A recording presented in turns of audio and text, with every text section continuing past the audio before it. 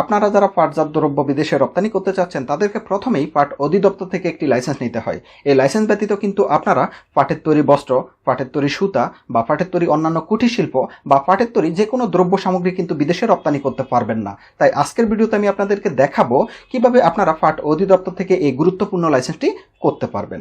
তো এর জন্য প্রথমে আপনাদেরকে কিছু কাগজপত্র সংগ্রহ করতে হবে, যেগুলোর মাধ্যমে আপনারা পাট অধিদপ্তরে এই লাইসেন্সের জন্য আবেদন করতে পারবেন। তো এই কাগজপত্রগুলোর মধ্যে প্রথমেই হচ্ছে আপনাদের প্রতিষ্ঠানের একটি ট্রেড লাইসেন্সের কপি দিতে হবে।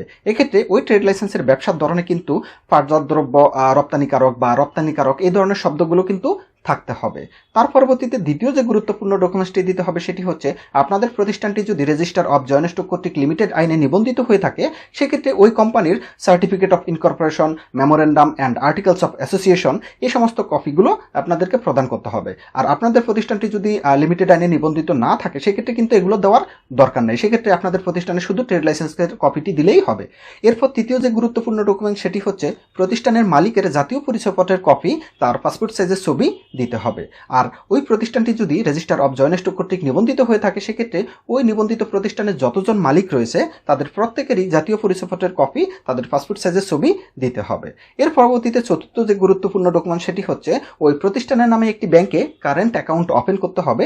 সেই ব্যাংক অ্যাকাউন্ট থেকে একটি ব্যাংক প্রত্যয়নপত্র বা ব্যাংক সলভেন্সি সার্টিফিকেট প্রদান করা হয়ে থাকে সেই ডকুমেন্টসটি প্রদান করতে হবে।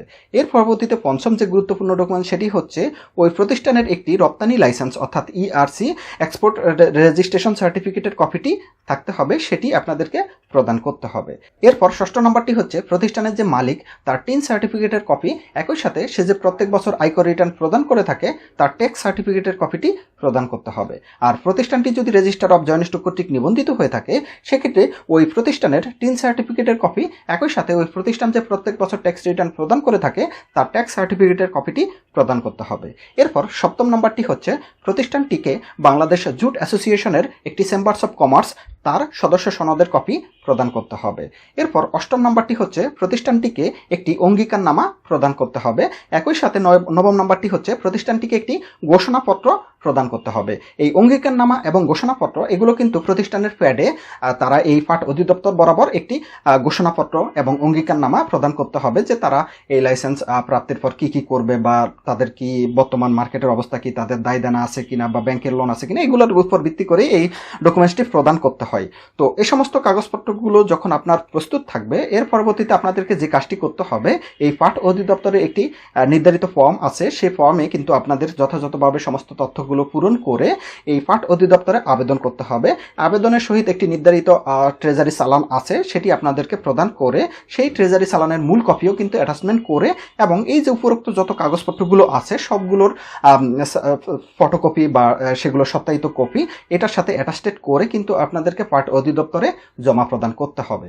তো উপরোক্ত কাগজপত্রগুলো যথাযথ হলে পাট অধিদপ্তরের নির্ধারিত কর্মকর্তারা আপনাদের অফিস ইন্সপেকশন করতে পারে, কারখানা ইন্সপেকশন করতে পারে, করে সমস্ত কিছু যদি যথাযথ থাকে সেক্ষেত্রে কিন্তু তারা আপনাদের প্রতিষ্ঠানকে এই পাটজাত দ্রব্য রপ্তানির অনুমোদন প্রদান করবে। তো এটি পাওয়ার পরেই কিন্তু আপনারা বাংলাদেশ থেকে পাটজাত দ্রব্য বিদেশে রপ্তানি করতে পারবেন।